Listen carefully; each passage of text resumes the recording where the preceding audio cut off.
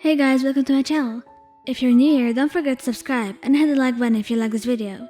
With that, let's get into it. The door opened, letting you know Bakugou was home from work. He stood in the kitchen, making dinner. It was almost done now. Hey, how was work? You called out to him. You received an annoying grunt in return, which gave you all the information you needed on how his day went.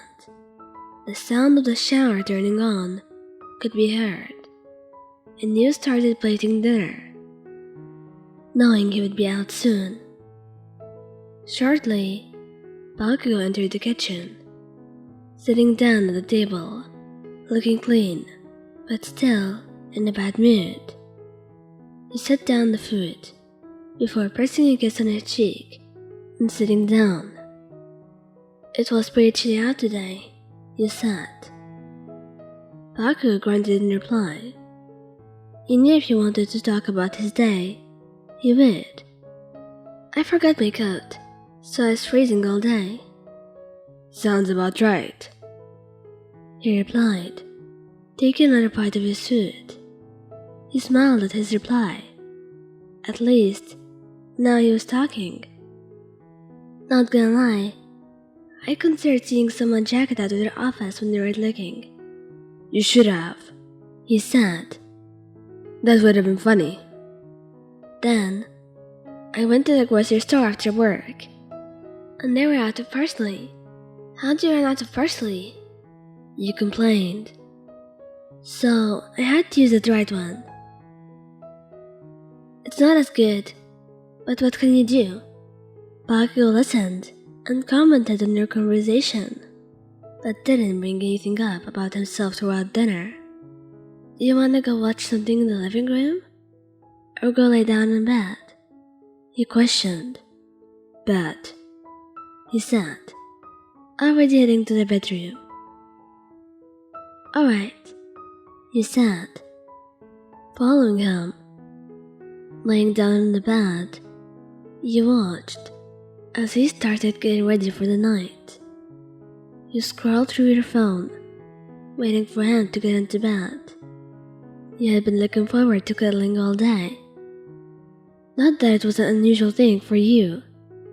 When Bakugou lay down, facing away from you, your heart sank a bit. Maybe his day was worse than you originally imagined.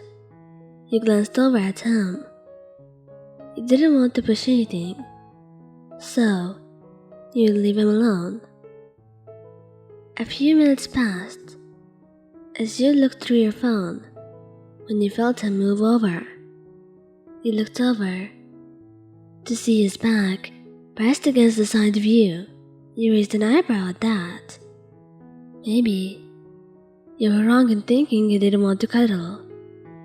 But at the same time, you didn't want to assume anything. Maybe you wanted to feel it next to him, but not cuddle. He could just ask you if you really wanted to, right? More time passed, and you heard Bakugou grunt as he pressed his back into your side more. Sorry, did you need something? You asked. Get off your phone, you idiot. He grumbled. Get off my phone and do what? You questioned. At this point, you were understanding what he was getting at, but you didn't want to give in right away. You could have some fun first. You know what? He said, still not looking over. Sorry, I don't. You said, putting your phone on the bedside table. Bakugou said something, but you couldn't understand it. What was that? I said, he said louder, but his next words were barely a mumble. I want you to hold me. Oh, you said playfully. Turning on your side, you snuggled up behind him, wrapping your arms around his waist. before tangling your legs with his. Bakugou's hands covered yours over his stomach. You know, you could have just asked. You sat against his neck with a smirk. I did, he complained, but you could tell he was embarrassed about that. Still, you were going to tease him. Nothing would stop you. After all, shy Bakugou moments were pretty rare. So, you'd be a fool not to make the most of them.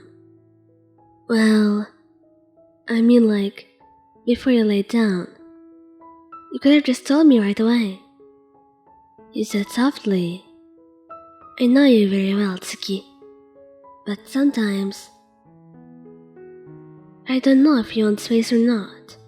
I know, he said. I'll work on it. Ever since you and Katsuki started dating, he started working harder in the more affectionate and emotional side of him, so he could express his emotions correctly, and also get rid of his anger issues. You couldn't help but smile proudly whenever you saw him make progress. He really was the best, wasn't he? You just hope you were supportive enough. Do you want to talk about your day? You asked. A little bit, he said. It was long and annoying, and we lost some people. I'm sorry, baby, he said, squeezing his hands. I know it's part of the job, but I'm sure it never gets any easier. It doesn't, he said. It doesn't mean it's your fault. It doesn't reflect on who you are as a hero. You comforted, thumb brushing across the back of his hand. Thank you, he mumbled quietly. I just want to lay here, with you. That sounds perfect to me, he said, pressing a kiss to the back of his neck. The two of you settled in, getting even more comfortable and relaxing underneath the blankets. You know, I'm sure there's no shame in being the little spoon, he teased. In fact, I really like it. Although I'm sure my arms are less impressive than yours. Shut up, he said. Your arms are just fine. He squeezed your hands, snuggling more into you. He huffed softly, stroking his hair. Even someone like Katsuki liked to be the little spoon some days, even if he would never admit it. Soon, he fell asleep. He whispered softly against his neck. Good night, Tsuki. Thank you guys for listening. Don't forget to like, subscribe, and comment. I hope you enjoyed listening to this as much as I did making it. Anyway, goodbye.